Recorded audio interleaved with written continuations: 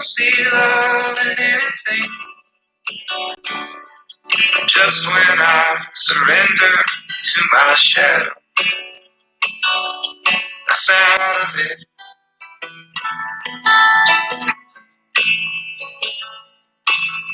I step into the light. I step back into the light.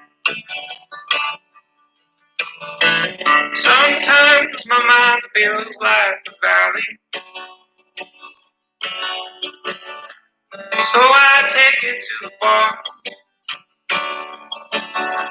Fill it up like an ocean to drown my troubles in, just to find out what good swimmers they are. Good swimmer. It makes some sense if song was made to me. Sometimes I don't see love in anything.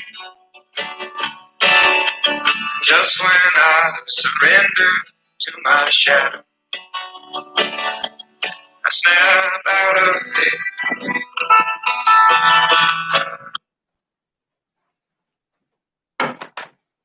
Well, good afternoon, First United Methodist Church and the whole internet people who are choosing to sign in. It's good to see you. I have a couple of announcements. One will make the congregation aware of a few things, but first of all, I want to let you know that our Associate Pastor, Phil Woodson, is on vacation out on the Outer Banks. And if he were here today, he would want to remind everybody that next Sunday is World Communion Sunday. And on World Communion Sunday, we kind of remember that Christ's redemption is for the whole world and all people and all of creation, the living and the dead and the yet to be born. In keeping with that, First United Methodist Church and Wesley Memorial United Methodist Church will be offering a communion service. We're calling it Curbside Communion. You can stay in your cars, but you are invited to gather to the church, at the church, to receive communion and take it in your car. So go to the church website. There will be a letter going out this week with some announcements about that, as well as just kind of information about how we got through the summer, what our feedback has been, and what we feel like the congregation is wanting to know about what we're looking at in the future. So that's one thing. October 4th, not this coming Sunday, October 4th, World Communion Sunday. 11 o'clock at Wesley Memorial, 4 o'clock at First United Methodist Church, outside in the parking lot. Another point of interest is last Saturday, all the Virginia Conference clergy and lay delegates set aside the day to be an annual conference to do the business of the annual conference, some 600 churches. Due to technology glitches, we were unable to hold our annual conference. Phil was very upset about that, weren't you, Phil? Yes, I can see how upset Phil is about the annual conference being terminated. We will be hearing news about what we may do in the future to continue the work and the ministry of the annual conference, but right now we are on hold and we look to hear more. I want to let the congregation know that while we are making plans to have an in-person outdoor curbside communion service, our Healthy Church Committee, our church trustees and others are working diligently to make this a safe event. And you need to know that when you arrive, be asked to acknowledge that you understand some of the protocols, that we're asking everybody to keep their social distancing, wear masks. There's going to be more and more events as the weather gets colder where people are going to want to gather in large spaces inside. Our church is going to be one of those places. There will be meetings of church activities in the church. There will be meetings of outside groups who are asking to use our church. All of these will have to follow the Healthy Church Team protocols. I want to ask everybody in the church, or let you know, that at the door of the church, near the parking lot, there is a podium with a sign-in sheet. If you come to the church and plan to meet any more than one person in the church, please sign in.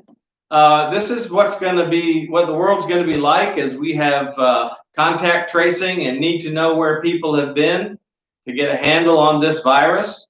The second thing that I'd like to everybody to do is, if you come in the church, which it's your church, you're welcome to do, wherever you are, when you leave, go ahead and take some time to, wipe up the surfaces near where you were. That way, we will be looking out for one another, and it doesn't just fall on a few folks. I also want you to know that as you have been watching the worship on Sunday mornings, the live stream, there is a link to a Google document.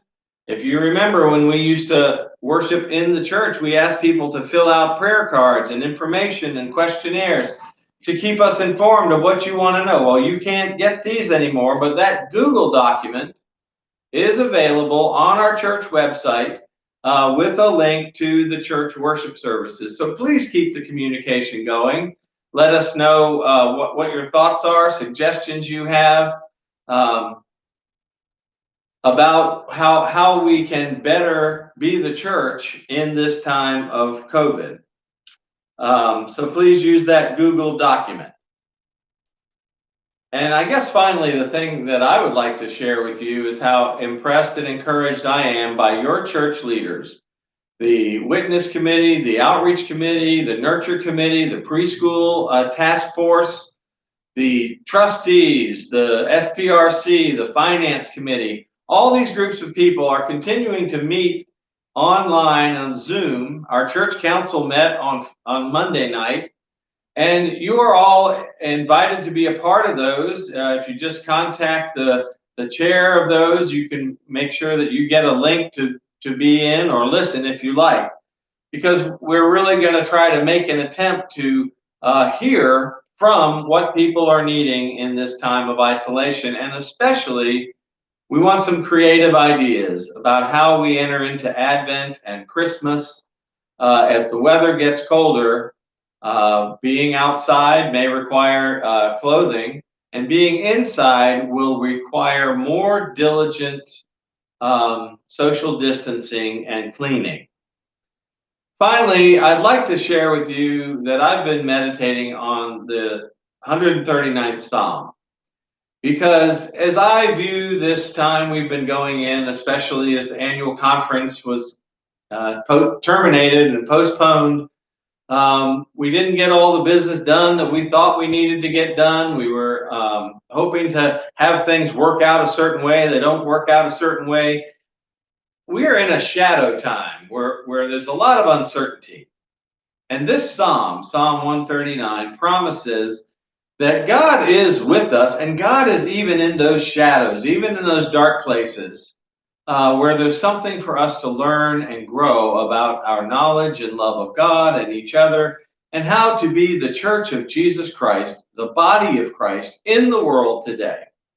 I think First United Methodist Church is well equipped with gifted and talented and devoted, faithful followers of Jesus.